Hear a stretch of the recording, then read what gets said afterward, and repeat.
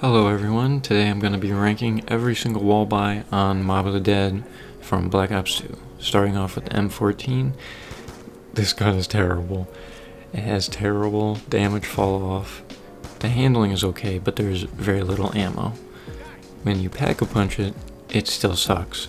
It has double the ammo size, it does a decent amount of damage, but the wall buy location is just so inconvenient at higher rounds, it's just not worth it. Next up we have the Olympia, and just like the M14, this is terrible, but even worse. Just don't buy it. You only have two rounds. It has a huge damage fall off, and when you pack-a-punch it, the only cool thing about it is it lights enemies on fire, but it still sucks. Moving along, we have the Uzi, and I absolutely love this gun. Since the first day Black Ops 2 Zombies, Mob of the Dead was playable, I always loved the Uzi. However, it has one major drawback, and that's the ammo capacity. It has none. It can have really high headshot damage when it's pack-a-punched. The wall buy location is not in a terrible spot, so it's not that hard to train in the warden's office. It's just the ammo capacity is terrible, and if you miss your headshots, you will pay, because the reload isn't great on it, and if you get trapped, again, you have to hit all your headshots or else it's just not going to work. But I really love the design of the gun. It's probably one of the cooler looking guns in my opinion, but it's not that great. And now we have the Remington. I have no idea why this is a wall buy in the map. Probably just because it's a prison. Maybe it's like a prison shotgun kind of vibe. But it's probably one of the worst base guns to ever exist pack-a-punched, and just the normal gun itself is terrible. The damage fall off is really bad, but pack-a-punching it is actually pretty cool. It's fun to mess around with. It shoots kind of quick, the reload animation is kind of funny, but is this really a high round strategy gun? No. I think you could have fun with it maybe to 15 rounds, but after, the damage fall off is just not worth it. Just running around, it's very easy to get stuck in a corner. If you miss a shot or it doesn't kill the zombie, you might get killed just because of the reload speed. But like I said, it's a fun gun. I think the animation is pretty funny, and it obviously looks really, really cool, but it's just a shame that it's so terrible.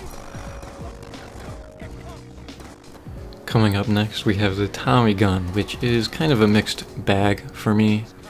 I think when the game came out, it was one of the most popular guns just because I think this is the only map. Yeah, it is the only map that ever had this gun.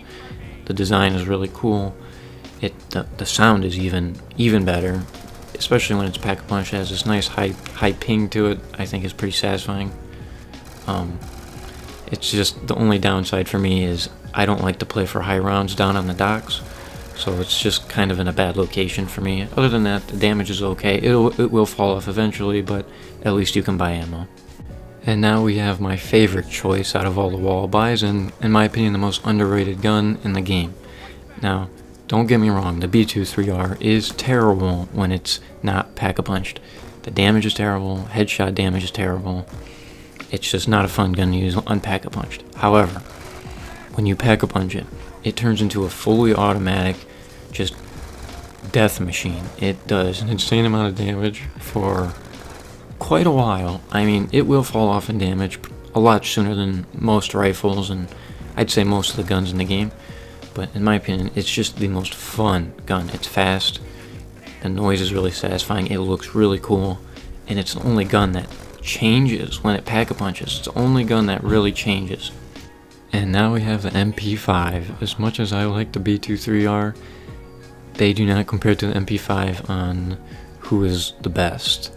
The MP5 is definitely the clear winner for me on Mob of the Dead for the best wall buy because of the location is probably 90% of it. If the Tommy gun was up here, that would have been number one. But just because it's right next to the cafeteria where a lot of high round players like to train late game, it's easy access, it's open, it's hard to get stuck sometimes, and the MP5 just makes that just that much easier just being there. The damage does fall off, but if you hit your headshots, I mean, it's really no problem to the high rounds. It makes a lot of money, so you don't have to worry about buying ammo over and over again. The controlling is not terrible. I guess probably the worst thing about the gun is how much ammo it does have. You just need to make your shots count, so a lot of time I wait till there's a whole mob of zombies and then I'll shoot, so I make the most money possible and I don't miss as many bullets as I can, because it does eat a lot of money from the ammo. And finally we have Claymores. Not really a gun, but they can be kind of clutch. A lot of players will just buy the Claymore and stack them in the corner and use it kind of as a safe haven if you need to reload, or you just need an emergency escape. They can bail you out. In conclusion, the MP5 is definitely the clear winner. It might not be my favorite gun, like the B23R or maybe the Uzi, but the MP5, just the location-wise, is perfect. You can build the shield in the cafeteria, you can get Claymores in the cafeteria, and you have the acid trap. It's a very high round area. You can get away with surviving off the MP5 for a long time if you really want to. It's not the greatest gun at late rounds, but like I said, you can buy ammo for it. You won't have to wait for max ammos. It's definitely one of the better guns to take for high rounds.